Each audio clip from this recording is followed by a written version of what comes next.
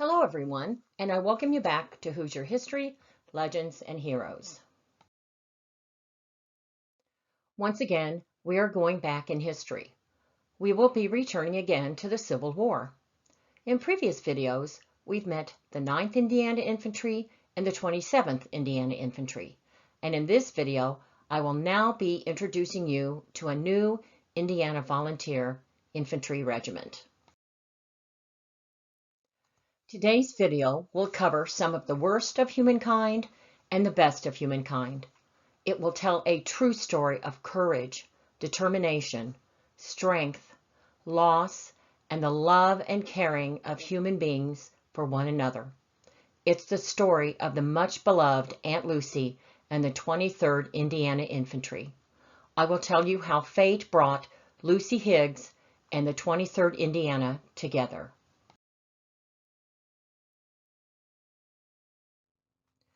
The 23rd Indiana Infantry was organized on July 29, 1861, at New Albany, Indiana.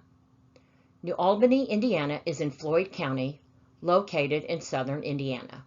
It sits across the Ohio River from Louisville, Kentucky. The 23rd was under the command of Colonel William L. Sanderson. It was organized on July 29th in New Albany and left the state a few days later for St. Louis, and was then ordered to Paducah, Kentucky. The regiment battled with Confederate soldiers at Shiloh, Tennessee. The 23rd Indiana spent the summer of 1862 camped at Bolivar, Tennessee.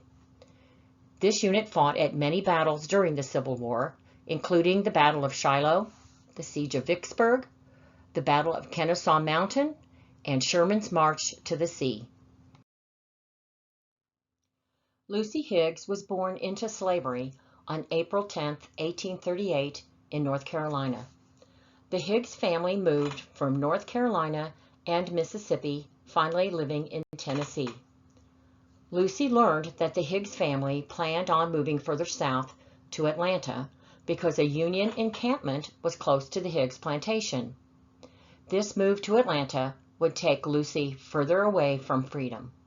By this time in her life, Lucy was a married woman to a fellow slave, George Higgs, and was a mother of an infant daughter named Mona. In late June in 1862, Lucy, George, with their daughter Mona and several other slaves, made their escape from Gray's Creek, Tennessee. They crossed the Hatchie River. Lucy with Mona ran through bushes and briars when they finally arrived at the Union lines near the fairgrounds that were located close to Bolivar, Tennessee. This was a 30-mile escape for freedom. At the end of Lucy's journey, she discovers that she has found the 23rd Indiana Infantry. I read a couple of reports of what may have happened to her husband George. One suggestion is that he escaped with Lucy and Mona, but they ended up becoming separated and they never found each other. Another story that I read about her husband is that he came into the Union lines as a laborer under General Grant, or he may have served in a black regiment that was formed. Sadly, from what I have read, it is not known what actually happened to him, but we do know that Lucy never saw him again. I did read that the Higgs family did search for her and found her with the 23rd Indiana. The men of the regiment promised her that they would not let her be returned to slavery and that they would keep her and Mona safe. Because of this, Lucy would cook for them, mend their uniforms, and become their nurse. Lucy worked with the regiment surgeon, Dr. Magnus Brucker, and she learned how to care for the wounded. Major Shadrach Hooper had recorded all of the battles of the 23rd Indiana as adjutant. He also reported Lucy joining the regiment. Hooper's description of Lucy was that her character was someone with integrity, honesty, intelligence, always smiling, cheerful, and kind, a willing washerwoman, seamstress, nurse, cook, and singer, as well as a rattling good forager. Other soldiers and the regiment surgeon, Magnus Brucker, described Lucy as a faithful nurse.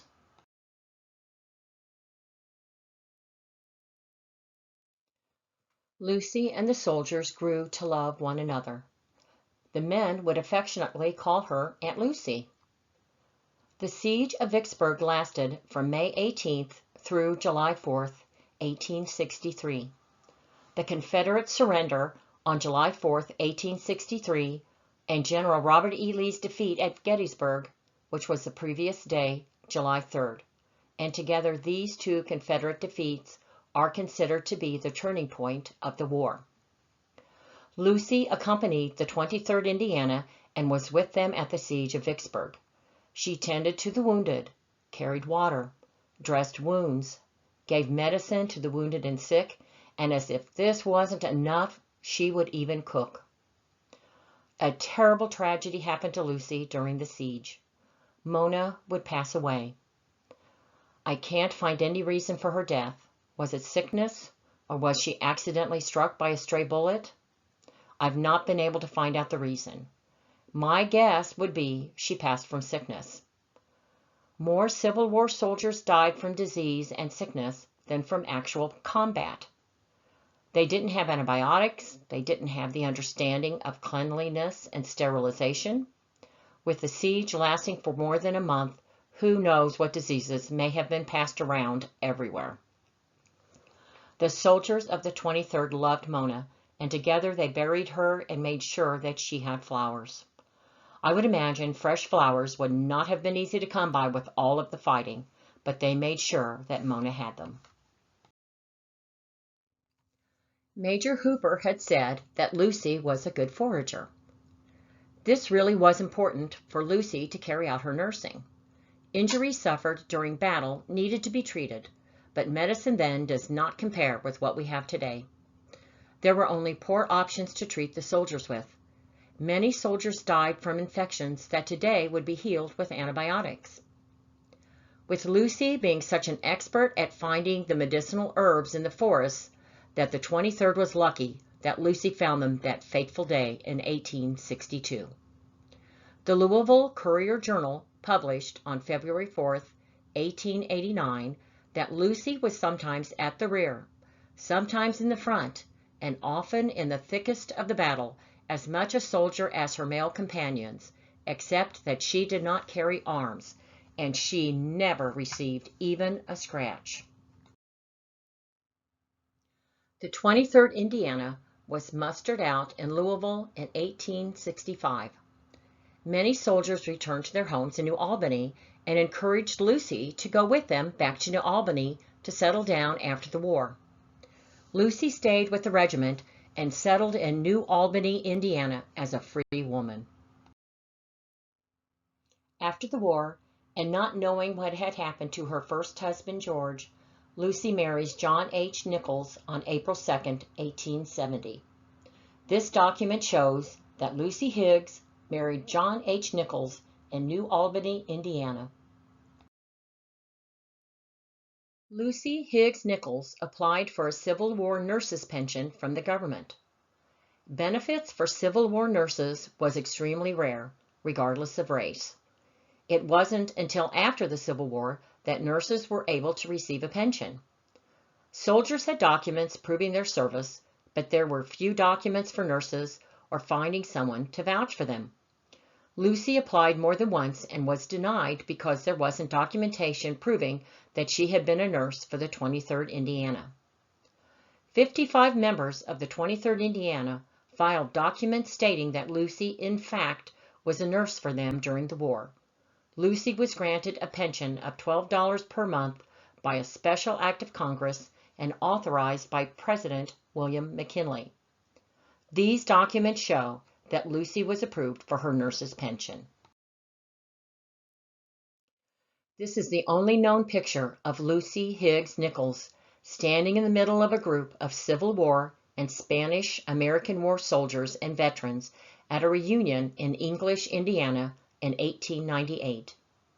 Aunt Lucy was invited to and attended every reunion of the 17th Army Corps. She was a fixture in Memorial Day exercises at the National Soldier Cemetery in New Albany. Lucy was the only black woman in the U.S. elected as a member of the Grand Army of the Republic post, which was an organization of veterans who served in the Civil War. When Lucy became ill, the men of the 23rd Regiment and their families saw to her medical care until she suffered a fatal stroke at the age of 69 in 1915. Lucy was given a military funeral befitting an honored veteran. She was buried alongside her husband, John Nichols.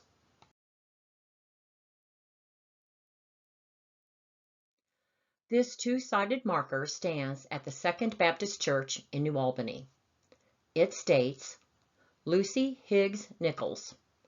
Lucy, born a slave, April 10, 1838, was owned by the Higgs family that by 1850 lived near Bolivar, Tennessee. She gained her freedom in 1862 by escaping to the 23rd Regiment, Indiana Volunteers, camped nearby. She worked as a nurse for the soldiers as they fought in many major battles of the Civil War. She mustered out with them in Louisville in 1865. Lucy came to New Albany with returning veterans of 23rd Regiment. She married John Nichols, 1870. Lucy applied for pension after Congress passed 1892 Act for Civil War nurses. She was denied. In 1895, Lucy and 55 veterans of the 23rd petitioned Congress. In 1898, a special act of Congress awarded her pension. Lucy was an honorary member of the GAR. She died 1915. In 2019, New Albany artist David Ruckman created this statue of Lucy Higgs Nichols, which also stands at the Second Baptist Church. This shows an article from the Herald, which is published in Jasper, Indiana, on April 6, 2019, telling of David Ruckman's journey creating this statue to tell the story of Lucy and her escape to freedom with Mona. The newspaper shows a sketch he created before he started his sculpting. Thank you for watching another episode of Hoosier History, Legends, and Heroes. I hope you enjoyed the story of Lucy Higgs Nichols and her amazing life. We should all be inspired by her bravery, selflessness, and personal sacrifice. Please be sure to subscribe, like, and share. Be sure to click on the notification bell so that you will be notified every time a new video is uploaded. Until next time.